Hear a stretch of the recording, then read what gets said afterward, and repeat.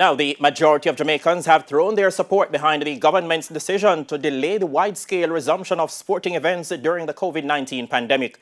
This was revealed in the latest RJR Gleaner Dunn and Listen poll.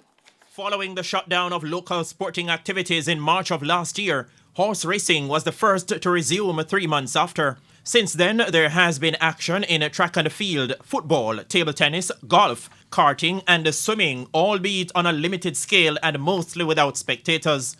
63% of the respondents were in agreement with the delay to the resumption of most sports until now, as against 37% who said they would have done the opposite.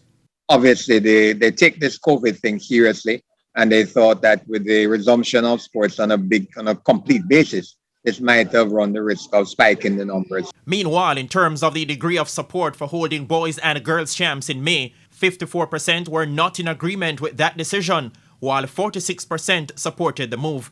The coaches of the two winning schools at the boys and girls champs, Michael Dyke of Edwin Allen and Neil Harrison of Jamaica College, were both in agreement with the staging of the event in May. I don't think it was a bad idea because we wanted the students to get an opportunity. But at the same time, it would have been challenging in the fact that, would have gone on to an extended period, which would have cost the schools a lot more to keep the athletes in training. Most teams, on an average, would have started their preparation around about September, which would have given you approximately 7 months to prepare for the championship. And because of the uncertainty, even up to December, some teams would have not started anything.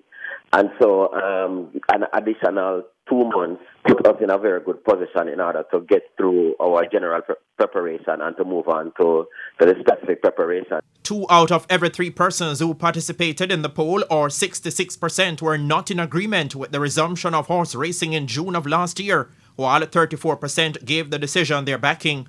In terms of the support for having a shortened Jamaica Premier League season, the opinions were split down the middle, with 50% saying yes and a similar percentage saying no. The ongoing JPL season will run for just over 3 months instead of the usual 9 months. I think they took into consideration that it was going to be a shortened season, and from that perspective, there was more tolerance for holding the Premier League during this time on a shortened basis. The RJR Gleaner Dunn Anderson poll was conducted between August 19 and September 3. 1,003 persons were interviewed from all parishes.